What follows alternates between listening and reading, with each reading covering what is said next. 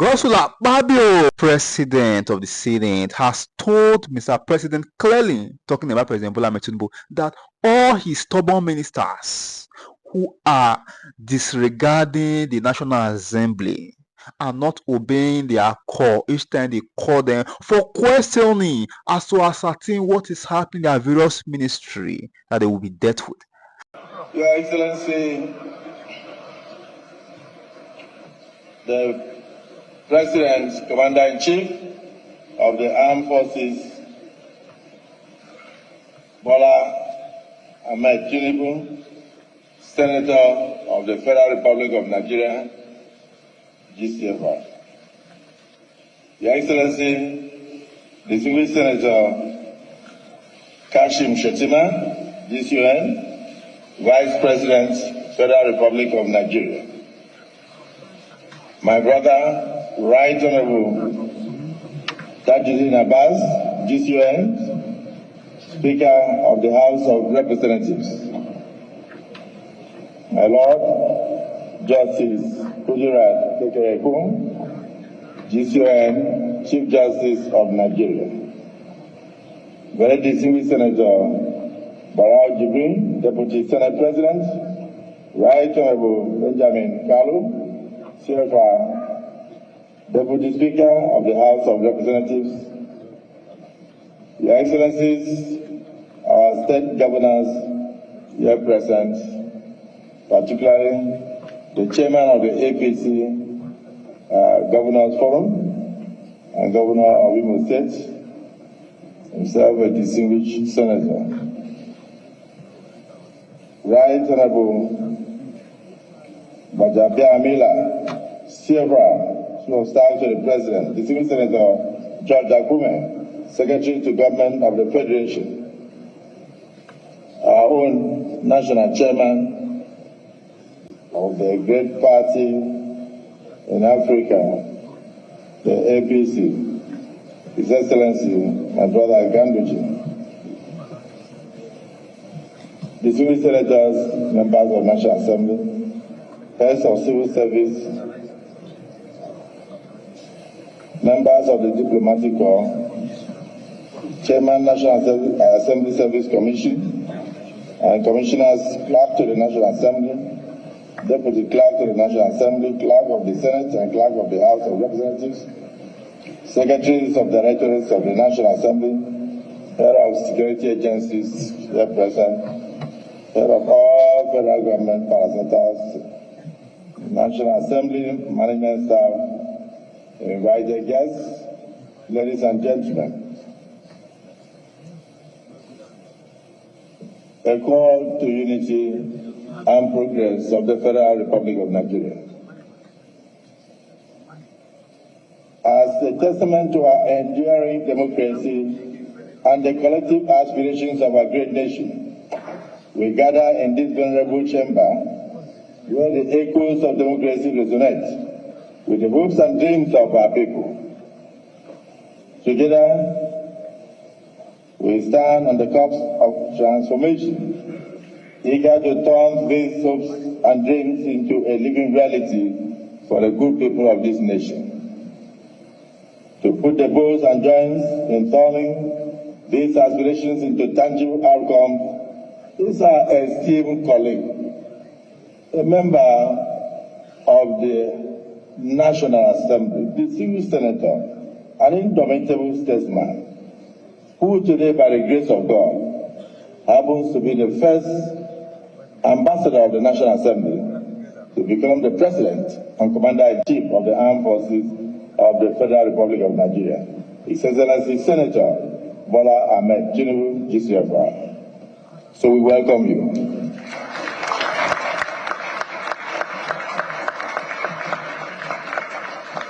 This great statesman, who is fast becoming a national treasure, is about to present to us the 2025 Appropriation Bill, a solemn declaration of our shared commitment to rise, to strive, and overcome the challenges that confront this nation.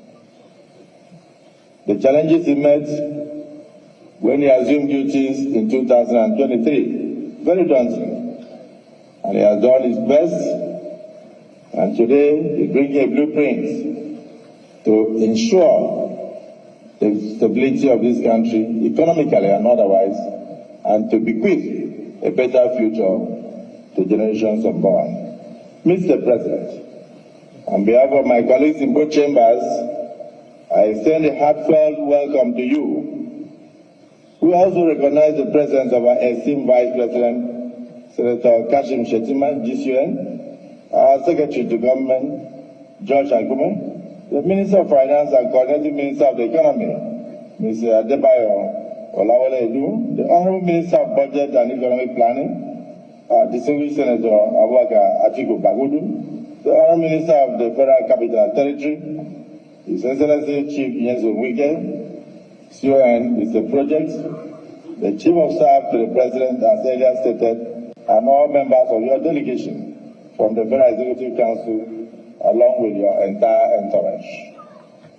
Your Excellency, your leadership shines like a beacon of hope, illuminating our path forward in these challenging times.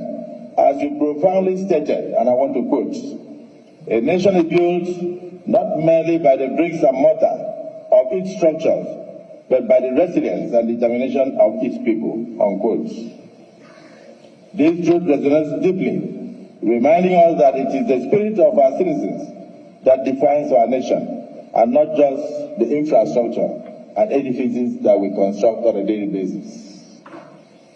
Under your administration, we have witnessed remarkable strides in economic reforms aimed at enhancing our nation's stability and growth.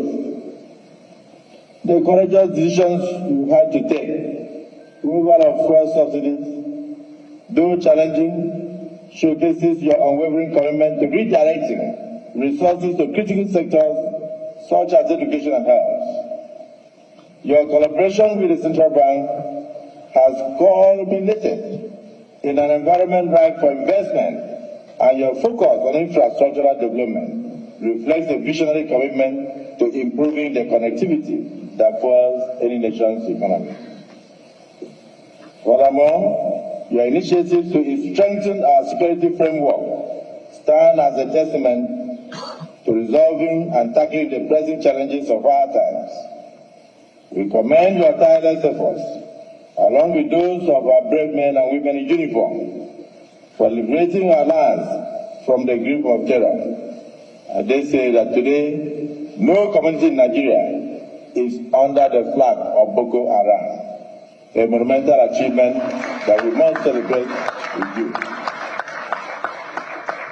The reduction in kidnapping incidents and the neutralization of over thousands of terrorists and insurgents remain another major testament to your patriotic zeal, your strength, and your determination to change the future of this country. Your dedication to fostering international relations paves the way for fruitful partnership that will propel our nation forward. We are witnessing a resurgence in foreign direct investment, made possible by your visionary directives that ease the visa processes for Nigerians traveling to other countries. We are now beginning to have respect internationally. And at the same time, we welcome investors and tourists alike to our country. Your innovative approach in our different embassies and the Ministry of Foreign Affairs have opened new doors for Nigerians and its people. Today, Nigerians can get visa on arrival in many countries in the world.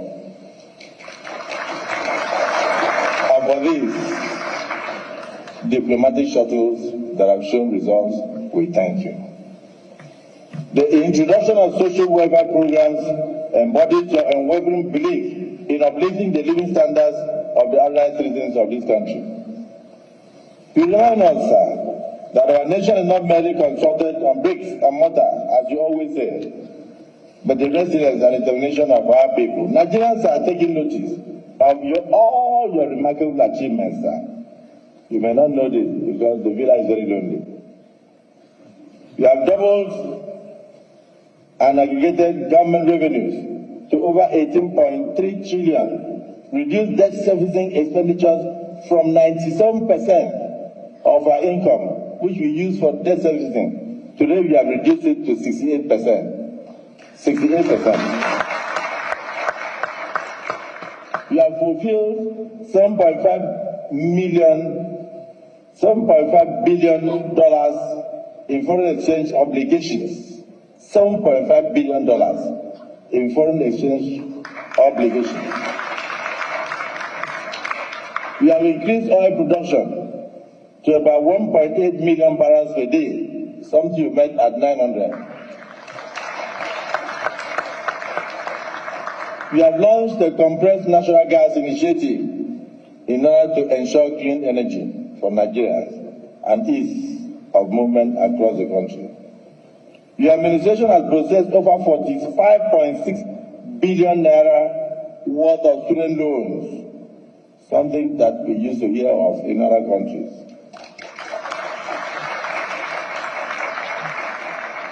In a very short time, you signed the national minimum wage law, you signed the national minimum wage bill into an act, and raised the national minimum wage of our dear country from a paltry, was it, Mr. Speaker, 21% to about 70,000 naira a month.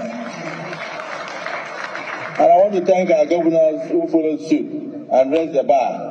Some 85,000, some 95,000, and still going, which shows the care that you have given direction that we should give to the vulnerable and the less privileged in our society.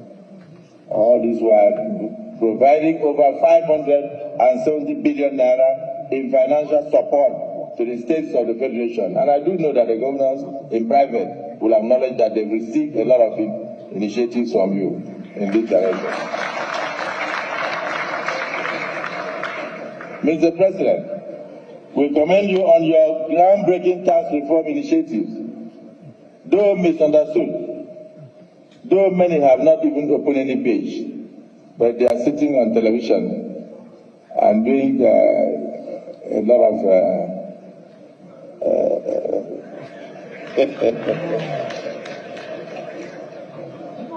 just to assure you, sir, that the four tax reform bills, the Joint Revenue Board of Nigeria, Establishment Bill 2024, Nigerian Revenue Service, in fact, as I mentioned in the bills now, many of them will be shocked because they never even knew. The Joint Revenue Board of Nigeria Establishment Bill, Nigerian Revenue Service Establishment Bill, Nigerian Tax Administration Bill, Nigerian Tax Bill represent a monumental shift in our fiscal landscape. It is disheartening that those who have not yet taken time to understand the initiative, the focus, are the ones shouting the loudest as critics. But we will make sure that we listen to Nigerians and dot the I's and cross the T's to the satisfaction of all Nigerians and for the benefit of this country. We will not kill any reform that you bring forward that will change the future of this country.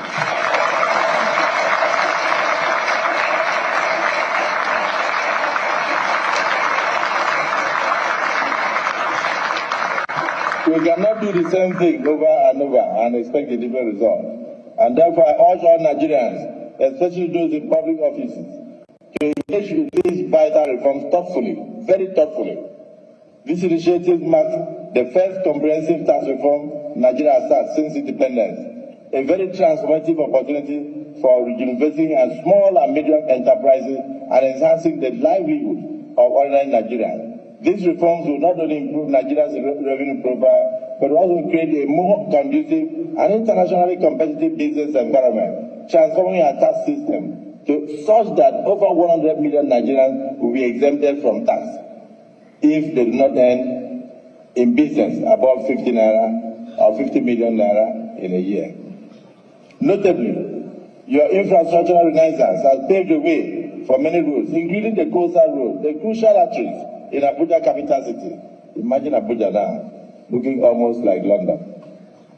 And other parts of our country. These developments are not merely about concrete. These developments are not merely about concrete and asphalt. They represent the livelihood of our economy, connecting our people and fostering growth. This is why the relationship between the executive arm of government and the legislative arm of government is built on trust, faith, and unwavering patriotism. You have demonstrated through your action, words and demeanor that you are deserving of our trust and our holy trust.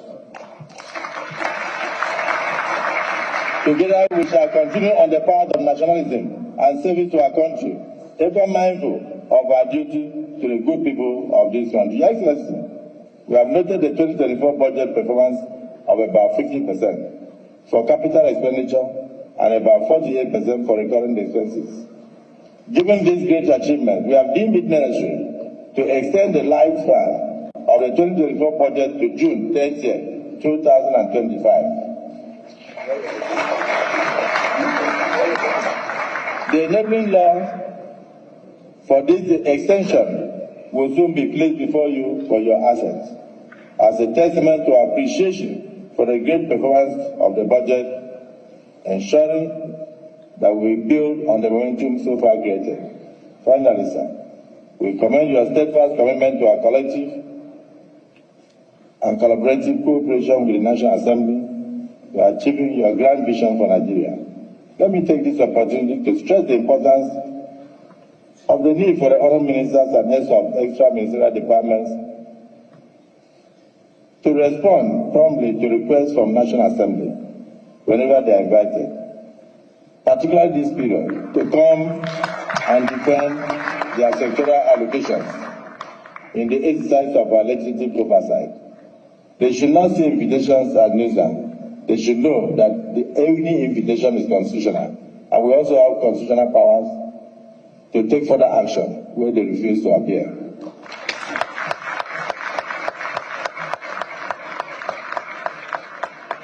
So, Mr. President may wish to caution some of the ministers who are intransigent and who do not give respect to this hollow chamber, the only place that shows democracy in the world. It is the National Assembly. So those who disregard invitations from National Assembly are not Democrats and therefore have no place in your government. We shall submit, Mr. President.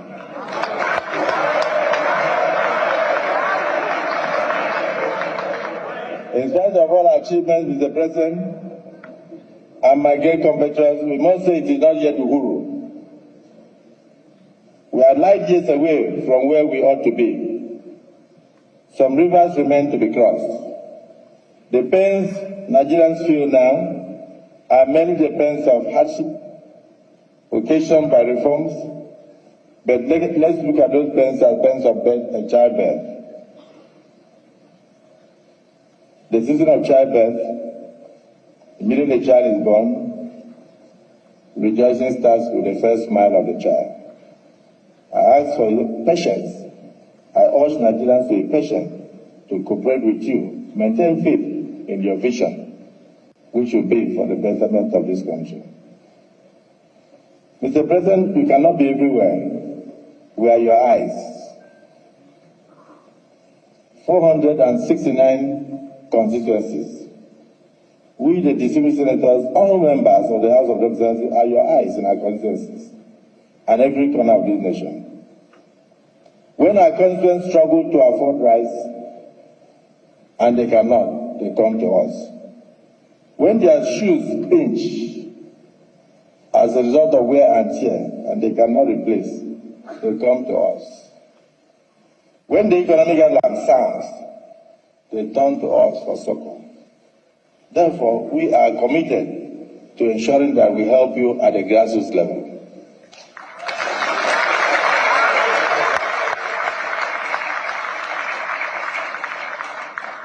Let no one attempt to bring the Council of Ahithophel to bear that constitutive projects are. Those are the only things that Nigerians say in our various constituencies from the federal government of Nigeria.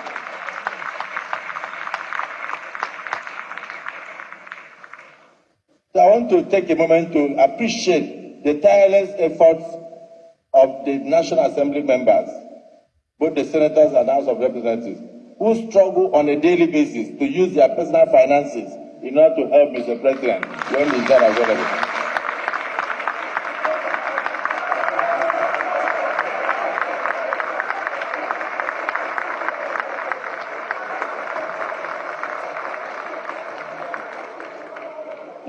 untiring efforts in using your personal resources, your time, to assisting what the executive ought to have done wherever they are not available.